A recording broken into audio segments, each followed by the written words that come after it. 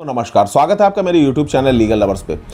देखिए, कल यानी कि 30 नवंबर 2025 को आप सभी लोग ऑल इंडिया बार एग्जामिनेशन के कंडक्ट होने वाले पेपर में पार्टिसिपेट करने जा रहे हैं। समय खत्म हो चुका है, लेंदी सिलेबस पढ़ने का समय खत्म हो चुका है। 2-2, 4-4 घंटे लंबी टिप्स, ट्रिक्स और जो भी वीडियोस हैं उनको देख करके कुछ सीखने का, मॉक टेस्ट देने का भी टाइम अब ओवर हो चुका है। हमारे पास समय बहुत कम है, इसलिए इस लास्ट टाइम में जो सबसे बेस्ट चीज हो सकती है आज वो लेकर के मैं आपके पास एक बार फिर से आया हूं इस पेपर के ठीक पहले। देखिए, मैं आपको बता दूं कि आज मैं आप लोगों को सिर्फ और सिर्फ 50 ऐसे क्वेश्चंस बताऊंगा जो कि मोस्ट रिपीटेड क्वेश्चंस हैं AIB के एग्जाम में आने वाले। यानी कि अभी तक AIB के जितने भी पेपर्स हुए हैं उनमें सबसे ज्यादा बार जो प्रश्न पूछे गए हैं उनकी एक छोटी सी लिस्ट, जो कि मैक्सिमम से मैक्सिमम आप 10 मिनट में आराम से रिवाइज कर सकते हैं कभी भी कहीं भी बैठ करके। वो 50 क्वेश्चंस मैं आप लोगों के पास बहुत ही सरल भाषा में लेकर के एक बार फिर से आया हूं। इन 50 क्वेश्चंस को अगर आपने बार बार रिपीट किया तो यकीन मानिए कि इनमें से चाहे 15 ही 20 क्वेश्चंस इस बार फिर से इस पेपर में आ जाएं, लेकिन आएंगे जरूर कुछ न कुछ। और मैं बता दूं, इस 50 क्वेश्चन को पढ़ने में आपको बिल्कुल भी टाइम नहीं लगने वाला। 10-5 मिनट में आराम से आप इसको रिवाइज कर सकते हैं अपने फोन पर देख करके। और यकीन मानिए कि आपको इस पेपर को क्रैक करने में ये क्वेश्चंस बहुत ज्यादा हेल्पफुल हो सकते हैं। इसलिए बिना समय गंवाए, बिना टाइम बर्बाद किए, बिना वीडियो को लंबा खींचे, आइए मैं आपको बताता हूं कि वो क्वेश्चंस कौन से हैं और उनके आंसर्स क्या हैं। बहुत ही ध्यान से सुनिएगा। मैं पूरी कोशिश करूंगा कि मैं जो भी कुछ आपको बताऊं वो निश्चित रूप से आपको समझ में आ जाए। तो चलिए शुरू करते हैं। देखिए, सबसे पहले कॉन्स्टिट्यूशन से हम क्वेश्चंस उठाते हैं। भारत का संविधान कब लागू हुआ? बहुत ही सरल है, लेकिन फिर भी इसको यार एक बार जितना हो सके उतना ज्यादा माइंड में सेट करके चलना। Normal questions. भारत का संविधान कब लागू हुआ? 26 जनवरी 1950 को।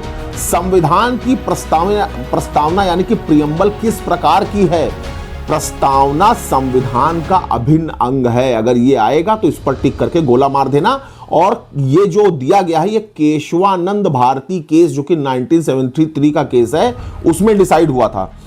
मूल अधिकार यानी कि फंडामेंटल राइट्स किस भाग में है कॉन्स्टिट्यूशन के? भाग 3 में है। ये ध्यान रखिएगा, अनुच्छेद 12 से 35 तक इसका डिस्क्रिप्शन दिया गया है। धर्म की स्वतंत्रता किस अनुच्छेद में है? अनुच्छेद 25 से 28 तक धर्म की स्वतंत्रता के बारे में बताया गया है।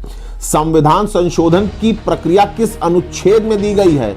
आर्टिकल 368 में संविधान संशोधन की प्रक्रिया को बताया गया है।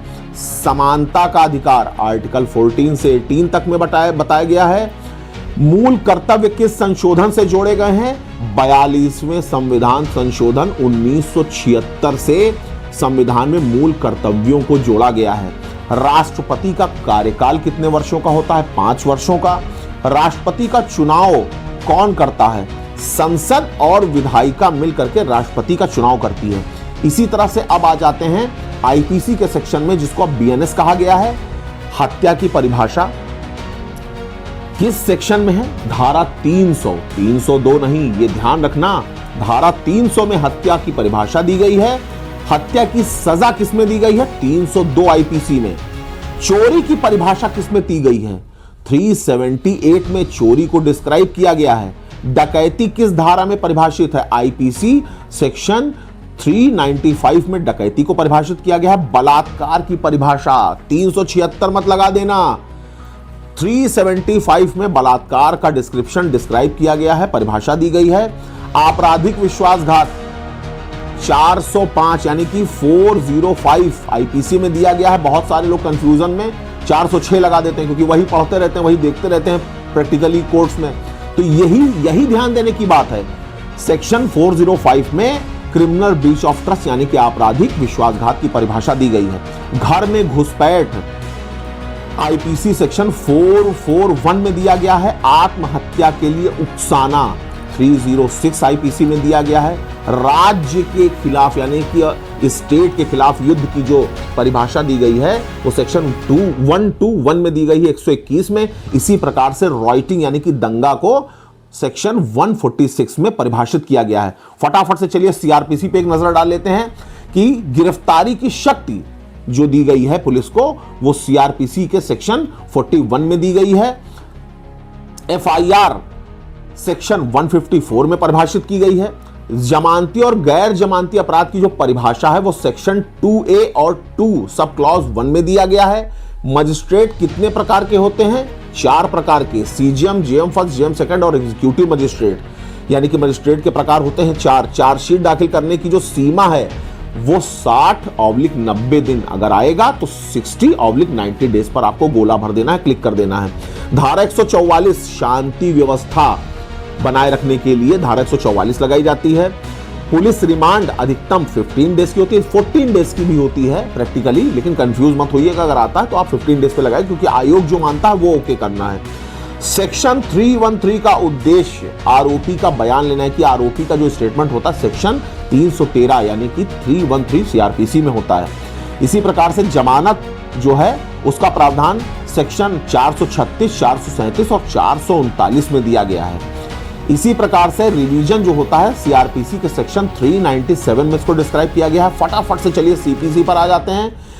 सीपीसी में प्लेंट क्या है? वादी द्वारा दायर प्रारंभिक वाद पत्र, ऑर्डर 7 में इसको डिस्क्राइब किया गया है। प्लेंट उसे कहते हैं यानी कि वाद यानी कि मुकदमा। रेस जुडिकेटा सेक्शन 11 में बताया गया है, यानी कि एक ही मुकदमे को, एक ही कॉज ऑफ एक्शन को दोबारा प्रस्तुत करना रेस जुडिकेटा की श्रेणी में आता है, सेक्शन 11 सीपीसी। इसी प्रकार से जो समन है, सम्मन को ऑर्डर 5 में डिस्क्राइब किया गया है। टेम्परेरी इंजंक्शन जो है ऑर्डर 39 रूल 1 एंड 2 में डिस्क्राइब किया गया है। रिव्यू पिटीशन जो होता है वो ऑर्डर 47 में डिस्क्राइब किया गया है।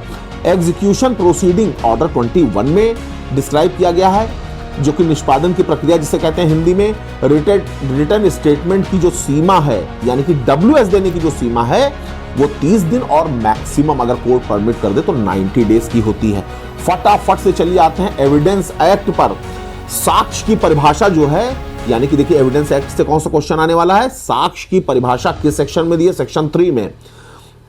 हेयर से एविडेंस यानी कि सुना सुनाया जो साक्ष्य होता है उसको स्वीकार्य नहीं किया जाता। अगर आएगा कि स्वीकार किया जाता है, नहीं किया जाता, कभी कभी किया जाता, तो आपको लिखना है, टिक मारना है गोले पर, स्वीकार्य नहीं होता हेयर से एविडेंस, यानी कि सुने सुनाए साक्ष्य पे विश्वास नहीं किया जाता है कोर्ट में। कन्फेशनल स्टेट जो कन्फेशन है वो किस सेक्शन में है? कन्फेशन को यानी कि स्वीकृति को स्वीकार किया गया है सेक्शन 24 से 30 में। डाइंग डिक्लेरेशन को डिस्क्राइब किया है सेक्शन 32 सबसेक्शन 1 एविडेंस एक्ट में। इसी प्रकार से जो बर्डन ऑफ प्रूफ है वो सेक्शन 101 यानी कि 101 में डिस्क्राइब किया गया, और होस्टाइल विटनेस को सेक्शन 154 एविडेंस एक्ट में डिस्क्राइब किया गया है। टॉर्ट पे आ जाते हैं, बहुत ही कम, केवल 2 ही 3 क्वेश्चंस मैं आपको बताऊंगा। देखिए डिफेमेशन के आवश्यक तत्व क्या हैं? Publication plus imputation plus lowering reputation, ये 3 तत्व हैं किसी भी मामले में डिफेम करने के लिए किसी व्यक्ति को। स्ट्रिक्ट लायबिलिटी केस जो है वो किसमें डिसाइड की गई थी? तो रेलेंट्स वर्सेस फ्लेचर के केस में डिस्क्राइब किया गया था इसे। देखिए इस प्रकार के उल्टे सीधे क्वेश्चन पूछेगा कि सोचोगे कि यार कहीं पढ़ा नहीं, कहीं देखा नहीं, फिर से सुन लो। स्ट्रिक्ट लायबिलिटी का केस रेलेंट्स वर्सेस फ्लेचर के केस में डिस्क्राइब किया गया था। आप लोग देख लीजिए स्क्रीन पर आपको अगर दिखाई दे रहा हो। विकैरियस लायबिलिटी जो है वो एम्प्लॉयर और एम्प्लॉय के बीच होती है, इस पर आपको गोला करना है। इसी प्रकार से फटाफट से लास्ट में आपके सामने कॉन्ट्रैक्ट एक्ट के केवल 3-4 क्वेश्चंस लेकर के और आया हूं। कॉन्ट्रैक्ट एक्ट की परिभाषा जो है सेक्शन 2H में दी हुई है।